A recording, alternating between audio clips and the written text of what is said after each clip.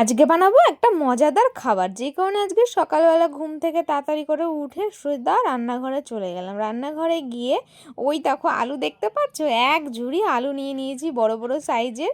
তো এক ঝুড়ি আলু নিয়ে এখন আমি সেই আলুগুলো এখন কাটবো, মানে আলুগুলো মানে পিস পিস করে কাটবো, যেগুলো কুচি কুচি করে আলু চিপস বলতে পারো, যাই বলতে পারো। আর আমরা যেরকম আলু ভাজা করি ঠিক তেমনই করেই কিন্তু আমি আলুটা কেটেছি, আর গোল গোল করেও কেটেছি কিন্তু। আর কিভাবে করতে হয় তোমরা জানো কি না জানো আমি জানি না। ওর মধ্যে একটু লবণ পরিমাণ মতো, একটু হলুদ দিয়ে কিন্তু আমি ঢাকা দিয়ে দিয়েছি, মানে এটাকে একটু সিদ্ধ হতে হবে।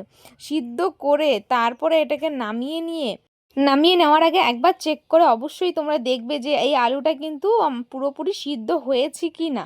পুরোপুরি যদি সিদ্ধ হয়ে যায় তখনই কিন্তু নামিয়ে নেবে, কিন্তু আধা সিদ্ধ করলে কিন্তু সেটা খেতে ভালোও লাগবে না কিংবা মজাও লাগবে না খেতে।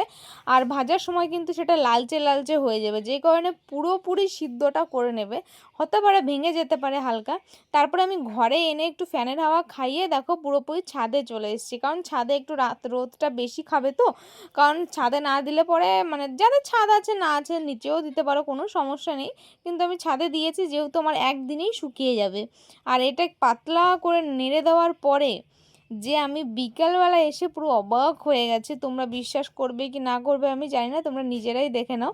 আমি সকাল 8টার সময় কেটে রোদে দিয়েছি, আর এখানে এসছিলাম বিকাল 4টের সময়। তোমরা দেখো কালারটা কত সুন্দর এসছে, আর কি সুন্দর শুকিয়ে গেছে, মনে হচ্ছে কি মানে এখনই ভাজা যাবে। তো আমি কি করব, এটা বৃষ্টির সময় খেতেই মজা। আর সত্যি সত্যি আজকে সন্ধ্যাবেলা বৃষ্টি শুরু হয়ে গেছিলো, যেই কারণে আমি কিন্তু কারেন্ট নেই বলে আমি একটু বাটিতে করে দেখো সেই চিপসগুলো নিয়ে এসেছি।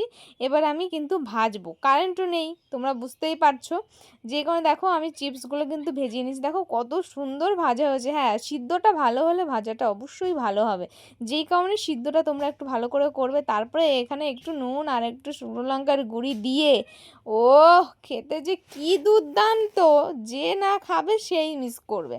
যেই কারণে দেখো আমি একটুখানি মিষ্টিকেও দিয়ে দিলাম, তারপরে বাবাকেও দিয়ে দিয়েছি। তো বন্ধুরা তোমরা কিন্তু বাড়িতে অবশ্যই ট্রাই করতে পারো, ভীষণ দুর্দান্ত একটা খাবার।